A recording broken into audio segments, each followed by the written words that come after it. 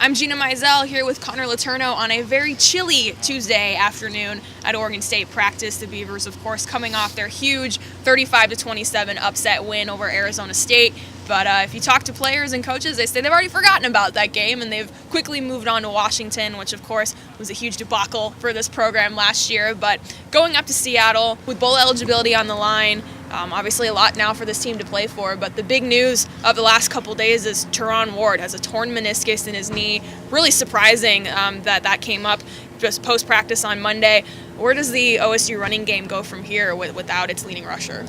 You know, it's definitely a huge blow, especially given how well he's performing of late. But Storm Woods, I think, has proven over the course of his career that he can shoulder that every down type back role. He was stellar against Arizona State. He's been a very hard runner this season, not the same guy we saw a year ago.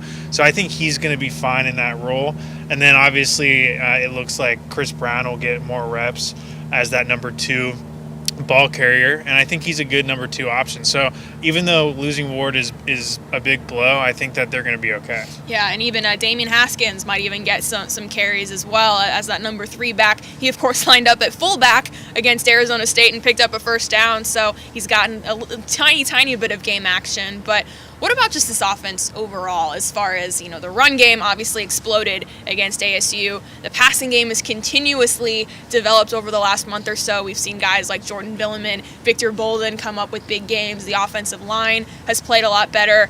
Going up against a defensive front in Washington that's really strong with their defensive linemen and Shaq Thompson and some big playmakers. How do you think this offense is going to fare on Saturday? I think they're in a good spot right now. I think that second half in particular against Arizona State gave them a lot of confidence, especially for the offensive line. I think that was the best single half that I've seen them perform, and probably the best overall performance I've seen out of them this year, especially against a very tough blitz-heavy front seven, which is very similar to what they're going to face in Washington.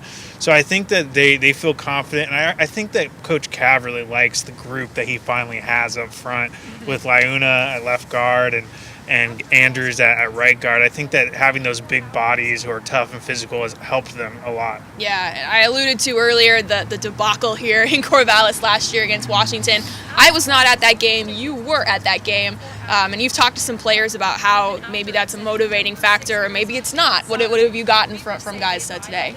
They're not shying away from it. They said that they've been thinking about it. They've been talking about it just as added motivation, because that was definitely a low point last year.